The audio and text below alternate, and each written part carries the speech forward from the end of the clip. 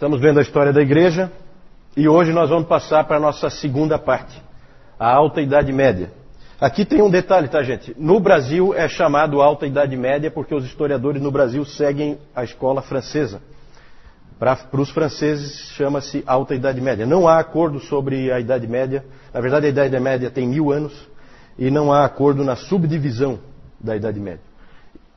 Para os americanos, a Alta Idade Média é o contrário, no final da Idade Média. Né? Para nós, por causa dos historiadores franceses, a Alta Idade Média vai de 476. O que aconteceu em 476, que nós vimos, que é importantíssimo? Queda do Império Romano. Falta um pedacinho. Do Ocidente, isso mesmo. Queda do Império Romano do Ocidente, certo? Ali é o fim da Idade Antiga, início da Idade Média, na história, mesmo na história secular. A Alta Idade Média nós vamos passar muito rapidamente. Nós vamos falar então de mais 500 anos de uma maneira muito rápida, porque não tem muito detalhe para a gente entrar. Aqui a gente vai passar bem mais rápido do que nos primeiros 500 anos. Depois, no terceiro grupo de 500 anos, nós vamos com um pouquinho mais de atenção. E nos últimos, aí a gente tem que ser bem mais detalhista, né? Hoje é o nosso quarto encontro, né? Hoje nós chegamos à metade, certo? Então vamos ver se a gente consegue manter o nosso ritmo. Pouca coisa aí, ó. Primeiro nós vamos dar um passar de olhos por todos os 500 anos, o que aconteceu. É esse primeiro item, Alta Idade Média, mais 500 anos. Depois vamos falar da expansão da igreja cristã. Depois conhecimento e teologia, vamos ver em que pé que está a teologia nesse período. E por último temos que falar da ortodoxia oriental, a igreja ortodoxa oriental. Certo? Vamos começar então falando da Alta Idade Média, mais 500 anos. Vamos nos posicionar historicamente. No domingo anterior, no nosso último encontro, nós terminamos vendo um monte de figuras sobre os bárbaros invadindo o Império Romano. Cada vez um novo grupo de bárbaros invadindo, e eles vão aos poucos minando o Império Romano do Ocidente, e ele então desaparece. Acaba caindo a própria cidade de Roma, e aí o Império Romano do Ocidente desaparece. Resta o Império Romano do Oriente, também chamado Império Bizantino. Exatamente.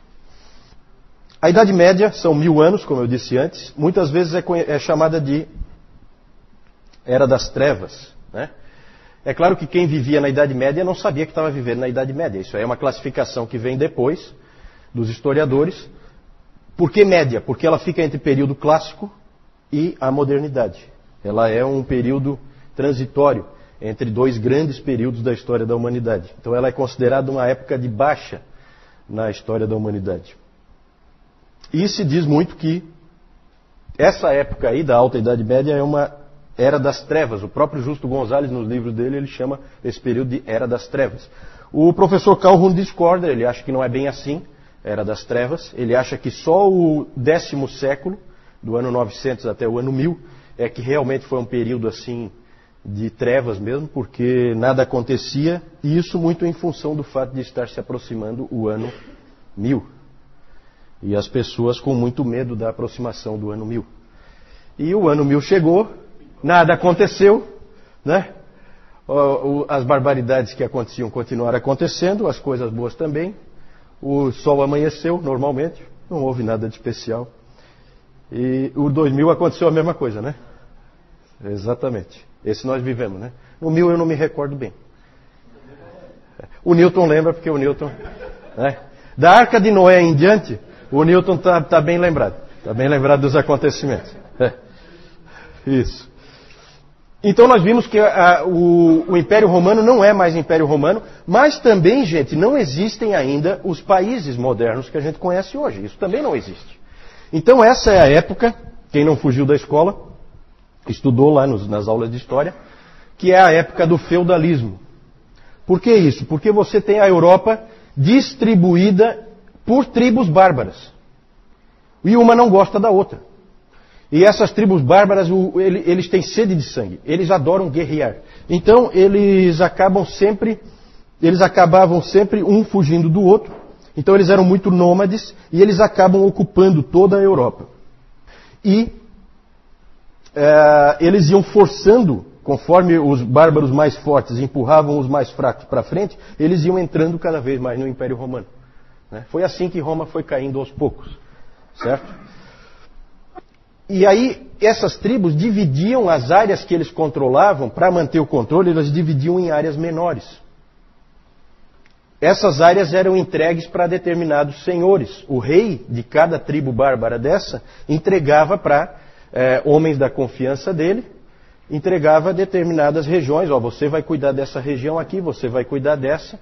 E todo mundo que vivia ali naquelas regiões era vassalo. Então você tem o senhor feudal, o senhor do feudo, assim chamado, e você tinha os vassalos, que são os que vivem ali dentro daquela área e devem obediência ao senhor feudal.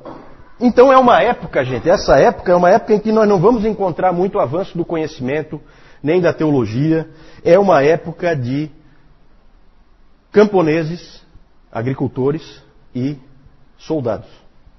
Certo? É uma época, tipicamente, as pessoas que você vai ver nessa época são camponeses, soldados, e a única coisa que dava unidade entre todas essas tribos era o quê?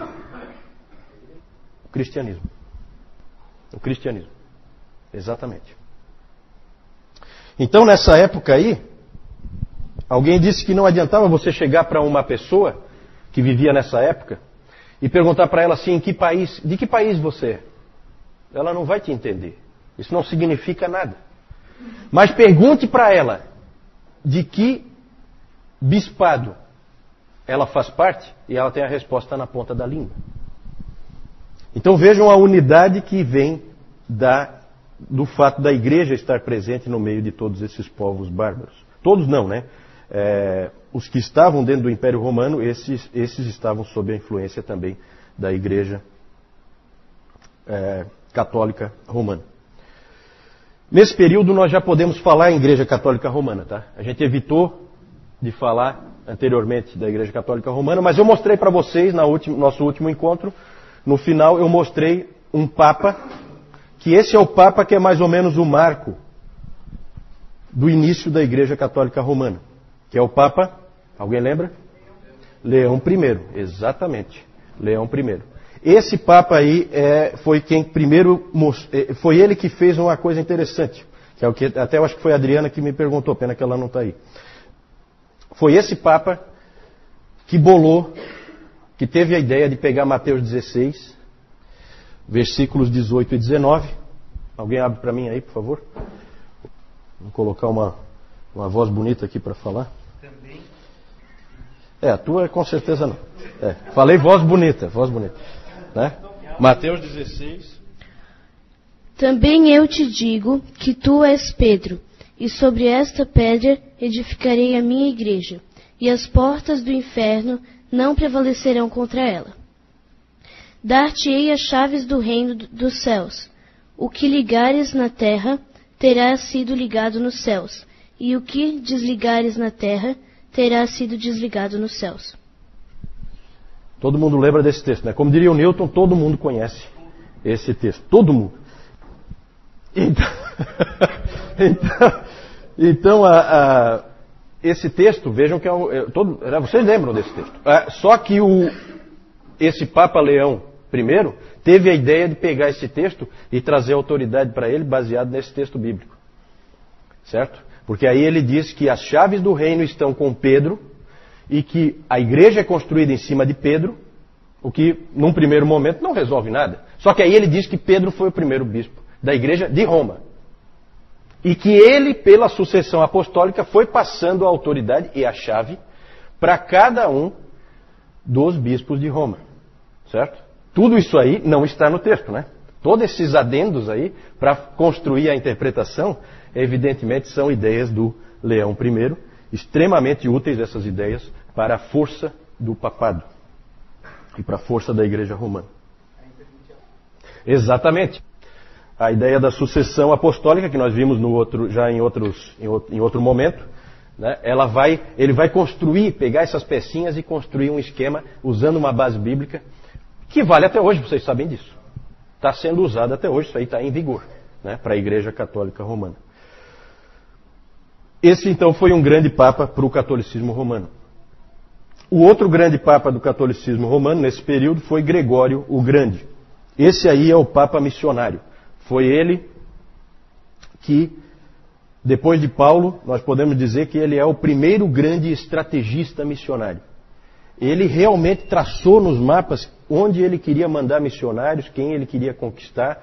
A expansão da igreja cristã que vem depois se deve muito a esse homem aí, Gregório o Grande. Gregório I. Depois nós vamos falar um pouquinho mais dele. Foi ele que mandou Agostinho de Cantuária para a Inglaterra. Nós vamos falar também de Agostinho de Cantuária. Não confunda com o outro Agostinho, Agostinho de Hipona, certo? É só o mesmo nome, mas não é a mesma pessoa. Aqui é em outro período. Nesse período, Roma era um grande centro do cristianismo. Qual era o outro grande centro? Constantinopla. Constantinopla é o outro grande centro do cristianismo. No Oriente, aí nós estávamos falando da Igreja Oriental, vamos falar um pouquinho da Igreja Oriental. Na Igreja Oriental, a ênfase não é tanto no poder dos papas, mas muito mais no poder dos imperadores. Lembrem-se que lá ainda existe o Império Bizantino, o Império Romano do Oriente. E o imperador tem uma influência muito grande sobre a Igreja. E um desses grandes imperadores desse período foi um imperador do VI século, que foi o Justiniano. Justiniano foi um dos grandes imperadores do Império Bizantino. Sempre que se fala do Império Bizantino, esse é o imperador que é lembrado, Justiniano. Esse Justiniano expandiu de novo o Império Romano do Oriente, né? Algumas bordas ele conseguiu levar mais para frente, em batalhas, e ele construiu grandes edifícios, ele criou muitas leis, ele é considerado um imperador legislador, e ele construiu a famosa Basílica depois o João vai mostrar, a famosa Basílica Hagia Sophia, Santa Sofia, que existe até hoje lá em Istambul, mas que hoje tinha virado uma mesquita e depois virou um museu. Hoje é um museu, né? Até onde eu sei. Essa igreja foi consagrada no ano 537 e era a maior igreja do mundo na época, certo? Inclusive se diz que Justiniano, isso é interessante, quando Justiniano entrou, quando ela ficou pronta e ele entrou então e viu tudo pronto dentro, como ela estava, aí ele exclamou: ó Salomão, eu te superei. O cara não é fraco. Esses 500 anos, gente, foi uma época de expansão da igreja, expansão geográfica. Nós vamos ver daqui a pouco. Um dos nossos itens é sobre a expansão do cristianismo. E, nesse período, 2 nomes não podem faltar no estudo da história da igreja e no próprio estudo da história secular, nesse período do ano 500 ao ano 1000. O primeiro nome fundamental é o nome de Carlos Magno. Já ouviram falar, né? Carlos Magno. Carlos Magno foi o primeiro grande líder político da Nova Europa. Ele foi coroado no dia de Natal do ano 800. Ano 800, que século é? Isso é pegadinha, né? 7? Tem certeza? 8? Século? 8. 8, né? É o último ano do século 8, concorda? Todo mundo concorda? Então tá bom. Ele foi coroado imperador. Vejam que interessante. Volta de novo a figura do imperador. Ele foi coroado pelo Papa. Olha como é que é a relação. Isso aí é importante, tá? Ele foi coroado pelo Papa imperador do Santo Império Romano. Santo Império Romano. Então é comum quando a gente lê a história da igreja e a gente lê Calvino, Lutero, e a gente encontra a figura do imperador. Fica estranho porque o imperador, como imperador se não tem mais imperador? Tem, porque o Papa, junto com o Carlos Magno, bolaram essa ideia de voltar a ter um Império Romano. E o que se diz sobre o Santo Império Romano é que ele não é nem santo, porque várias barbaridades foram cometidas em nome dele, nem romano, porque a sede dele não é em Roma, né? E ele não é composto por romanos, ele é composto por germânicos, os reis são germânicos, né? E nem império, né? Porque não é tão grande assim para ser um império. Na verdade, um pouquinho de maldade nessa frase aí de alguns historiadores, porque dá para dizer sim que foi um império, pegava uma área bastante grande, o João vai mostrar depois, pegava uma parte da França, uma parte da Alemanha, todo o norte da Itália ali, Então era relativamente grande o Império Carolíngio. O Império Carolíngio é uma referência a Carlos Magno. Enquanto no norte nós tínhamos a expansão da igreja, ao sul surgiu o grande inimigo do cristianismo. O grande inimigo nesses 500 anos, o grande inimigo nos 500 anos seguintes e o grande inimigo nos 500 seguintes e provavelmente o maior inimigo nos 500 seguintes também. Chama-se Islã. Surgiu no século VII. Né? Toma cuidado porque muita gente diz que essas religiões antigas, judaísmo, cristianismo e o islamismo, todas surgiram na mesma época. De jeito nenhum, né, gente? De jeito nenhum. O judaísmo é muito mais antigo que o cristianismo e o cristianismo é muito mais antigo do que o Islã. Certo? Não dá nem para comparar. Nós não vamos entrar em detalhes sobre o islamismo, na verdade o nosso foco é a história da igreja, mas vocês sabem que o islamismo é fundado por um sujeito chamado Maomé, e esse Maomé morreu em 632, e nos 100 anos depois da morte dele, o islamismo cresceu assustadoramente. O João vai mostrar depois o mapa também. É assustador o cristianismo, o islamismo, o que cresceu em apenas 100 anos. Ele tomou todo o norte da África, todos aqueles grandes centros do cristianismo que nós vimos foram tomados pelos muçulmanos, Cartago, a própria Alexandria, certo? Por isso que Alexandria já não dá mais para dizer que era um grande centro do cristianismo, porque já estava sufocada ali a igreja pela presença dos muçulmanos. Eles daí foram tomando tudo, aí eles foram pelo norte da África, ali para a Ásia tomaram tudo. Tudo começou na Arábia Saudita, tá? Foram tomando todo o norte da África. Isso, foram invadindo e tomando. Não, é militar o negócio. É militar. O próprio Maomé, ele foi expulso de Meca, ficou em Medina. Quando ele voltou de Medina para Meca, ele voltou pela força, certo? E aí a Arábia Saudita ali é o início, é o berço, né, do islamismo.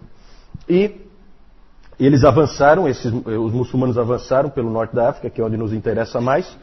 E aí eles atravessaram lá na ponta, depois ali no mapa vocês vão ver. Lá na pontinha do norte da África, próximo da Península Ibérica, você tem o Estreito de Gibraltar, que é bem próximo ali. Por ali eles entraram na Europa. E aí tomaram a Espanha inteira. E começaram a avançar pela Europa. Na verdade, o cristianismo não morreu, não foi sufocado, não foi destruído, por causa dos francos. Depois vamos falar dos francos. Os francos são muito importantes para a sobrevivência do cristianismo. Eles venceram os muçulmanos na Batalha de Tours, que foi aniversário essa semana, no dia 10 de outubro de 732.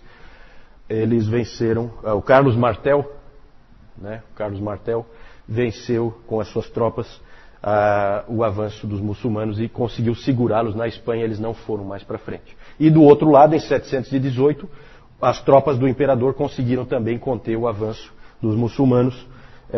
Eles não conseguiram tomar Constantinopla. Constantinopla, como nós vimos na outra vez, é estratégica. E eles conseguiram manter Constantinopla de pé. Então, nas duas pontas da Europa, houve proteção, houve segurança e o cristianismo ficou na providência de Deus protegido. Senão ele teria sido varrido do mapa. E só existiria islamismo. Na Ásia. Falamos de vez em quando, a gente fala um pouquinho da igreja na Ásia e na África. Por que a gente não fala aqui vocês aqui da frente? Por que a gente não fala da igreja na América? Nunca falei da igreja na América. Porque ela foi descoberta bem muito. Aí isso, a América ainda nem foi descoberta. Tá certo. Depois nós vamos falar da igreja na América. Ainda não, né? A igreja na Ásia. Na Pérsia, a igreja continua, a igreja nestoriana, certo? Lembrem-se sempre, na Pérsia a igreja é nestoriana. A igreja nestoriana sobreviveu ao domínio muçulmano, porque ali na Pérsia foi tudo tomado pelos muçulmanos. E ela inclusive conseguiu se expandir. Missionários persas chegaram, no ano 635, chegaram à capital da China. A capital da China, nesse período, a China era dominada pela dinastia Tang. Eles conseguiram chegar até lá, na China. Era Chang'an, acho, alguma coisa assim. Não tenho bem certeza. Na Índia, a igreja permaneceu viva. Na China, então, eles chegaram até a China. Na Índia, a igreja permaneceu viva, mas no meio de um monte de hinduístas, budistas. Então, igreja fraca, pequena, com dificuldade de sobreviver, perseguida. Né? Então, sempre foi assim. A igreja de Mar Thoma, né? Tem uma igreja lá. Mar Thoma, referência a Tomé. Certo? Lembre-se sempre, a igreja da Índia é uma igreja diferente, separada, fundada lá por Tomé. E na África, norte da África, já falei, os muçulmanos tomaram conta de tudo. A igreja conseguiu sobreviver no Egito, a igreja copta. Né? Então, em Alexandria permanece ainda a igreja, mas agora com bastante dificuldade por estar sufocada pelos muçulmanos. Na Núbia, atual Sudão, a igreja cresceu nesse período, mas praticamente desapareceu nos 500 anos seguintes. Na Etiópia é o único lugar em que a igreja permaneceu viva na África. E permanece viva até hoje. João. Então, como o Juliano estava falando, aqui nós temos o período do feudalismo, que ele era sempre composto por esses 3 grupos aqui. São os clérigos, os soldados e os camponeses, onde tinha a intervenção sempre da igreja ali. Aqui nós temos o Leão I, que ele era conhecido como o Grande, né? Grande, não porque ele disse, mas os historiadores acrescentavam, né? E ele foi papa, o papado dele começou em 440, terminou em 461. Depois nós temos aqui também o Papa Gregório I, que ele teve um papado também começou em 590 e terminou quando ele morreu em 604. E aqui nós temos aqui primeiro o imperador Justiniano, e aqui nós temos a igreja Hagia Sophia, que quer dizer Santa Sabedoria. Tá? Como a gente pode ver aqui, quando ela foi construída, ela tinha até uma cruzinha ali em cima que era uma igreja. Em 1453 ela passou a ser uma mesquita, tá? Onde os muçulmanos começaram a usá-la, e em 1935 daí ela passou a ser um museu. Aqui nós temos a coroação de Carlos Magno, ele foi coroado como o primeiro imperador romano, do Santo Império Romano. E nós temos aqui também Carlos Magno e o líder dos saxões. E aqui agora nós temos o Império Carolíngio, que o Juliano acabou de falar, tá? Que foi o Império de Carlos Magno. Essa parte azul aqui foi a parte que ele herdou quando o pai dele faleceu. O nome do pai dele era Pepino. E ele tinha outro irmão, que o irmão faleceu logo em seguida, então ele herdou toda essa parte aqui. Aqui nessa parte laranja aqui, foi onde ele foi conquistando. Então ele conquistou aqui todo o norte da Itália, pegou aqui a Alemanha, pegou essa região aqui, mas aqui também ele pegou. E essa parte amarela aqui é a região habitada pelos vassalos. Aqui nós temos a entrada de Maomé em Meca. Tá? Nós temos a pregação do Alcorão. E aqui nós temos também a Batalha de Tours, que, como o Juliano mencionou ainda há pouco, na sexta-feira passada teve o aniversário dela, 10/10. Aqui nós temos a expansão dos muçulmanos. Ele começou aqui, tá? Na Arábia Saudita. Daí depois ele, num certo período, ele foi se expandindo, pegou o norte da África, deu um tempinho e mais tarde começou aqui também, onde ele passou aqui para toda essa região. Aqui ele passou pelo Estreito de Gibraltar, onde ele pegou aqui também a Espanha. A gente pode ver que aqui tem Espanha, tem Portugal, só que naquela época não existia Portugal. Tá? E aqui também, para esse lado aqui, ele também começou a conquistar o islamismo, começou a se expandir. Eu não sei onde é que o João conseguiu uma figura em alemão ali, né? Esse João é coisa de louco.